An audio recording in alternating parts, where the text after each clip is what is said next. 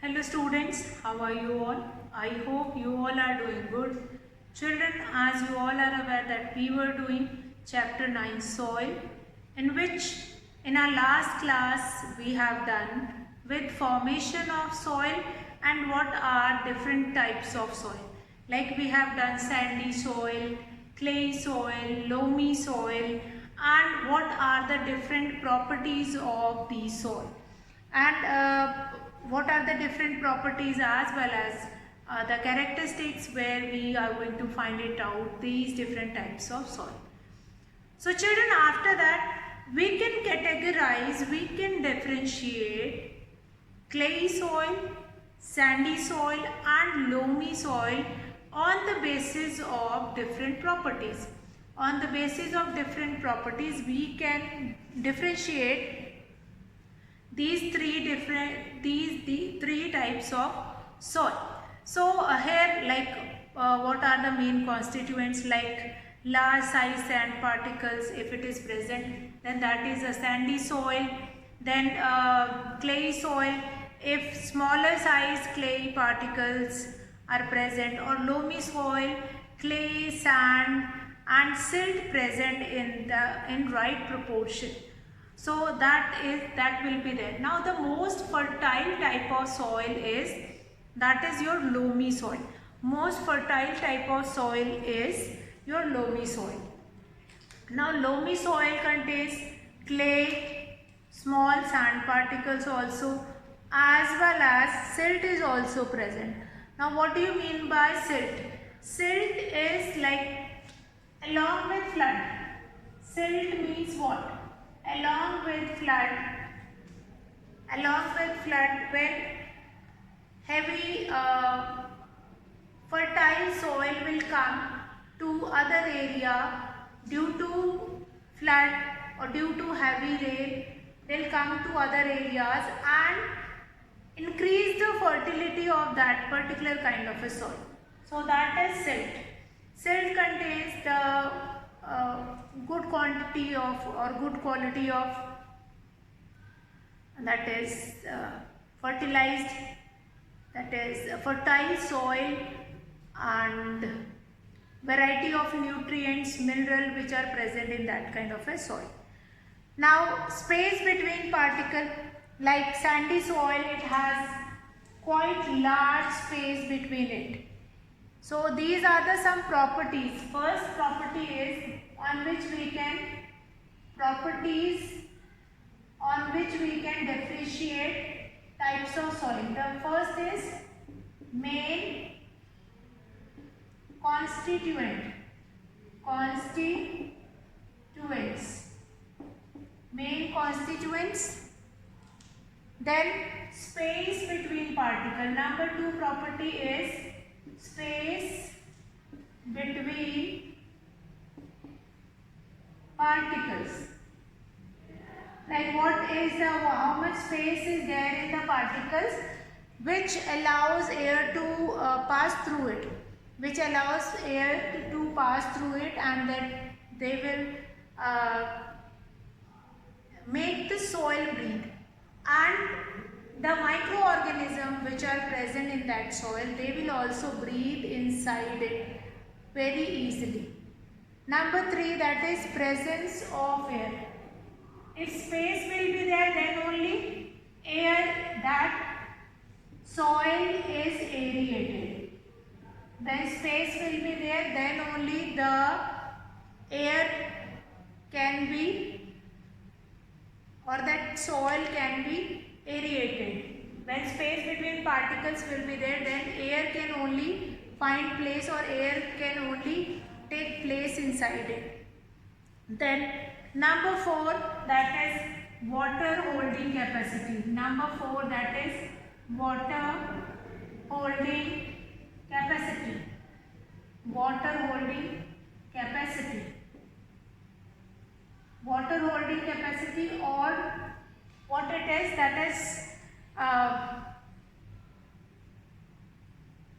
how much water can be absorbed. How much water can be absorbed by that particular kind of a soil. Like if you have seen like sandy soil, it does not absorb more and more water. That is why that sandy soil is mixed with cement and all, and that cement has this ability or this feature to dissolve more and more water, to absorb more and more water. But sandy soil, they do not absorb water. After that we have nutrients, what or how much nutrients are present in that particular type of soil, nutrients. And ploughing. Ploughing means if that is that soil is soft, that is aerated, then we can plough that soil very easily. That is nutrients and ploughing. Number 5, nutrients. Number 6 is ploughing.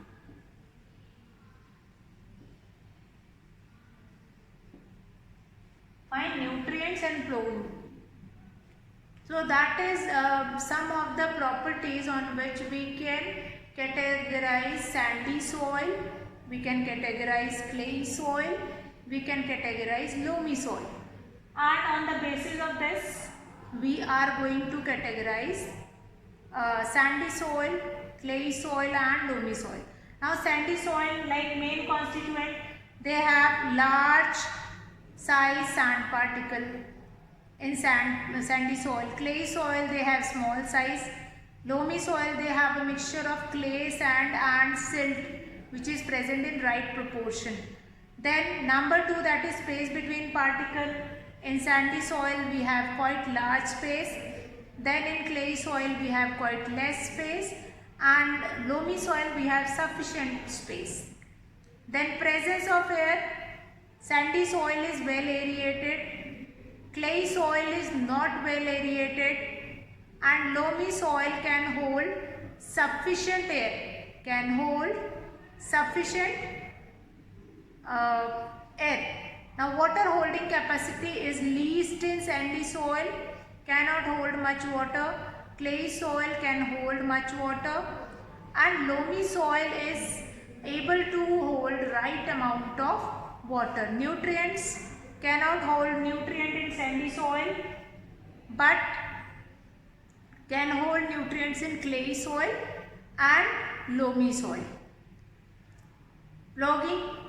Sandy soil, since it is well aerated, lot of space is there in between the rock particles or between the particles of soil, so it is very easy to plough sandy soil. It is easy to plough sandy soil, but difficult to plough clay soil and loamy soil again, since it is holding only sufficient amount of water, so it is easy to plough loamy soil also. Now next is, now based on these property we can categorize 3 main type of soils, that is sandy soil, clay soil and loamy soil. Next we have uses of soil. Uses of soil. Now this is a broad category. We can use soil for doing different purposes, for doing different role also. Now soil plays an important role. Soil plays an important role to survival of organism found on the earth. Now soil plays an important role for the survival of the organism, those who are living on the earth. Now its uses are as follows. Let's see what all are the uses of soil. So there are different uses of soil. Soil enables plants to grow. Now first of all, if soil will not be there, no plant can be grown. So first of all, soil enables plants to grow. That how a plant will get their sufficient nutrient, how they will be able to grow in that particular environment, that is based on the type of soil. Now uses of soil. In this, soil enable plants to grow. It provides all the nutrients required by plant to grow. That soil enables plant to grow as well as providing all the nutrients which is required by the plant to grow. Then soil is also very important as a habitat. That is a home for million of soil organisms. Many microorganisms, many type of microorganisms, that is insect, earthworm, bacteria, fungi and many more. They were living in earth only, they were living in soil only, and soil provide them habitat. Provide them habitat means what? Habitat is a place which gives a comfortable environment to a microorganism, to an animal, so that they can survive, they can get good amount of nutrient, good amount of food in that particular area. So that particular area is considered as a habitat of that animal. If that animal is not getting sufficient amount of food in that particular area, or they are not getting sufficient amount of to live over there, comfortable life, if they are not getting all the circumstances which are comfortable for them, they won't be able to survive in that particular type of soil. Now it provides anchorage to trees and vegetation. Now soil is helping it will help to stand the tree or the vegetation. Now roots which are present inside the soil, they will bind the soil. They will be anchoring like a anchor which is placed near the ship. Now anchor were used to place the ship on the port. Just like that, these roots inside the soil, they are working like an anchorage. They are working like an anchor, and they will help it to stand in the soil. Standing in the soil, anchoring inside it. Now soil, it provides anchorage to trees and vegetation. Now soil is also essential for the forest of the world. Now we get many useful things from forest. So first of all, soil is very important. If in the forest we do not have that particular amount of soil or particular amount of soil which is required to grow trees, those kind of a vegetation, we won't be able to get it. Like if we have such kind of a soil which is not good for growing that particular type of a tree, so we cannot get that much amount of vegetation which are right now we have. So soil is also essential for the forest of the world. We get many useful things from forest. Now forest provide us timber. They are also the natural habitat of many plants and animals. Now soil is used for agriculture production of crops that are necessary for human and animal food. Now soil is used in making pottery and bricks. Soil is used in making pottery and bricks. Now the microorganisms, those who are living in soil, help in recycling nutrients from dead plants and animals.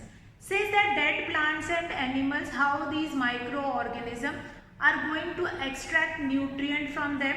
Since when those animals, those who got dead, when they were alive, they were taking nutrients from the food only, from the plants, trees, or all the vegetation which we will be finding in that forest area. So that once they die, they are releasing their those excreta. They are giving out that excreta when they are eating and humus also, and then passing different gases also, so that nutrient will recycle. Which nutrient plant has taken from the soil, then that plant get die, then that plant, which is dead plant, was eaten by microorganism and releasing air and different substance, excreta also. Excreta means waste product of microorganism, and that will be dissolved in the soil, and again that is working as a nutrient. So that is nutrient get recycled in the soil. Soil is used for agriculture production of crops that are necessary for human and animal food. Fine. Now this vegetation is very important. Vegetation is not only important for us, that is important for animals also. Now soil is used in making pottery and bricks. Pottery and bricks. Soil is used in making pottery and bricks. Pottery, that you all have taken name earlier when we had started, that what is soil. So you were saying that soil is a substance which is used in pottery and bricks and all. So that is not there. Soil is a mixture of rock particles and dead plants and animals, humus and all. But that soil is not selectively said that is used in making. That is used, that will come in uses. Like clay soil is used to make pottery, since it can absorb more and more water, and that water will be absorbed in that clay soil, and that can be mold to give shape to diyas, to give shape to different pots and all. Now the microorganism which is living in soil help in recycling nutrients from dead plants and animals. Now the microorganism living in soil help in recycling nutrients from dead plants and animals.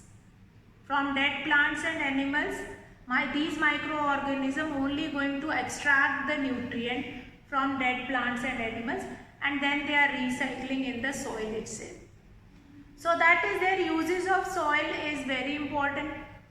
Uses of soil will only help you to understand that how soil is important in our life.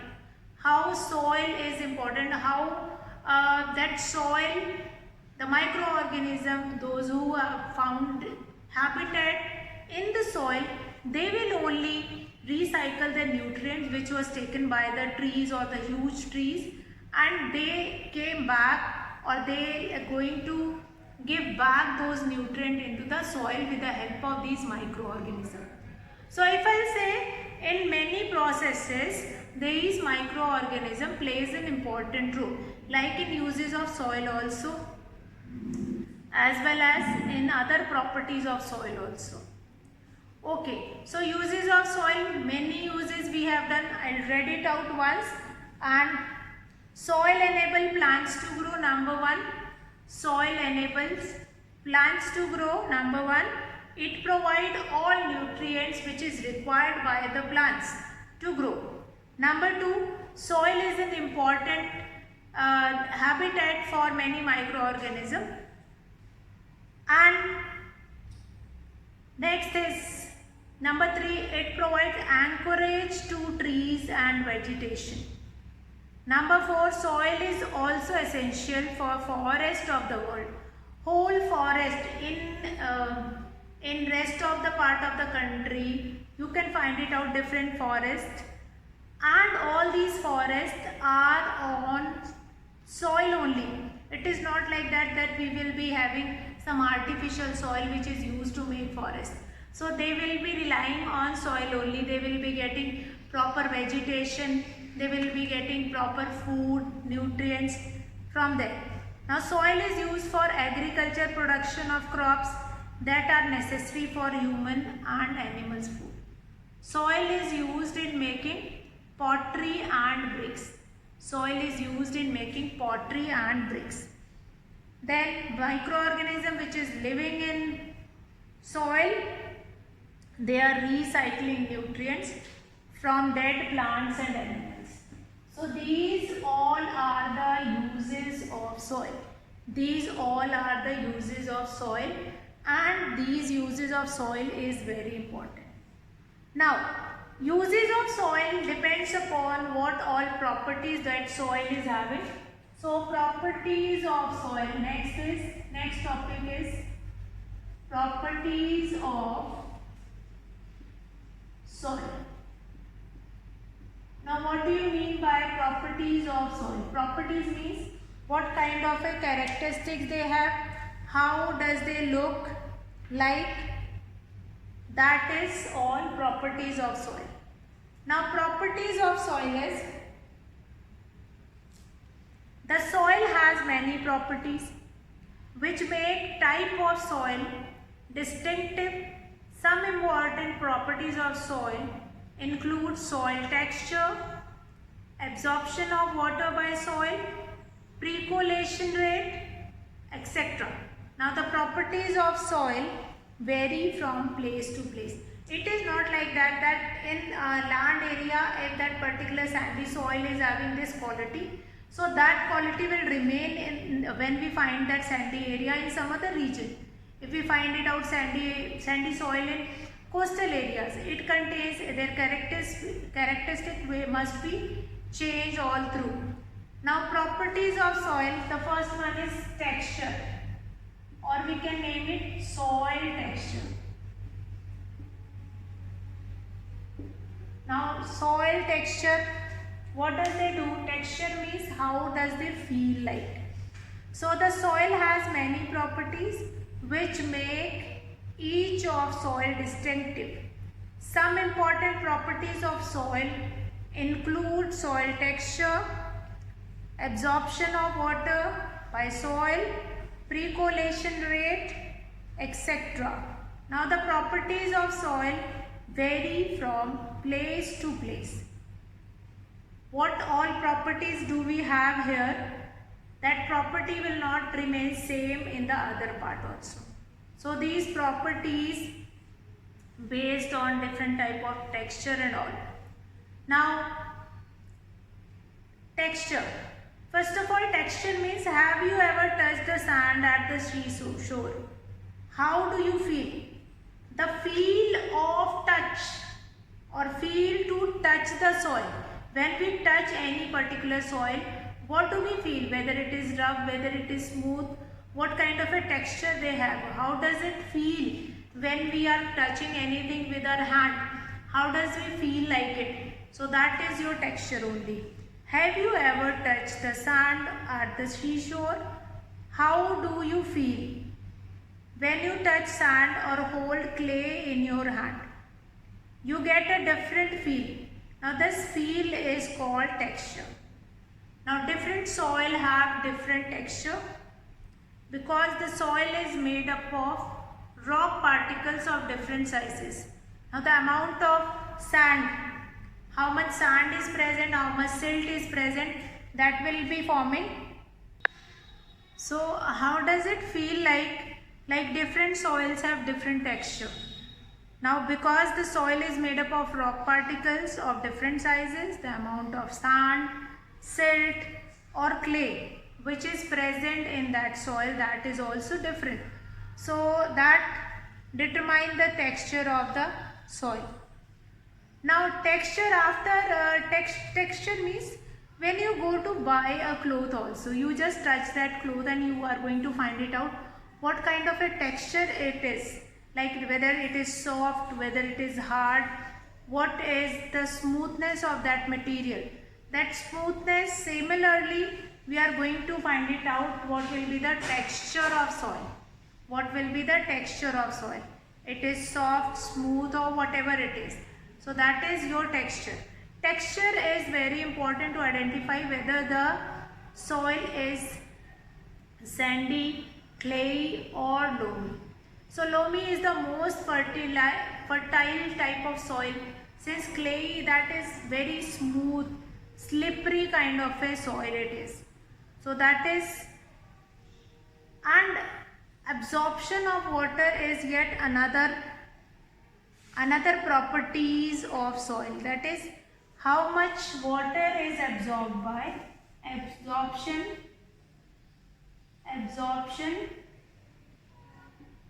absorption of water. Yet more important property is this, and how much water is absorbed. How much water is absorbed by that particular type of soil. So absorption of water by soil, like sandy soil, it absorbs very less water, but clay soil, it absorbs excess of water, which is again, excess of water is not good for roots of the plants. If roots of the plants or in the soil we have excess of water, that is not good for the health of the roots. Root cannot grow properly in that excess of water. So again, absorption of water, soil texture, both of these are very important properties. Now, certain characteristics of soil can be understood from doing some of the activity also. So soil has many pores or gaps which allow water to flow there. Now, porous space, if we have space between the soil, they will be able to absorb more and more water. Now, rainwater also pass through these pores. This water helps the plant to grow and also increase the level of groundwater. Now, the pores present in soil are filled with air. Air helps in animals, those who are living inside the soil, they can breathe. Now, percolation rate of water in soil. Percolation rate means the downward movement of water through the soil.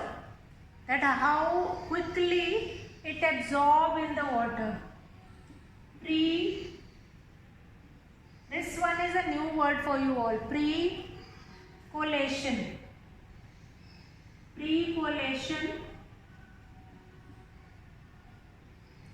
Rate of water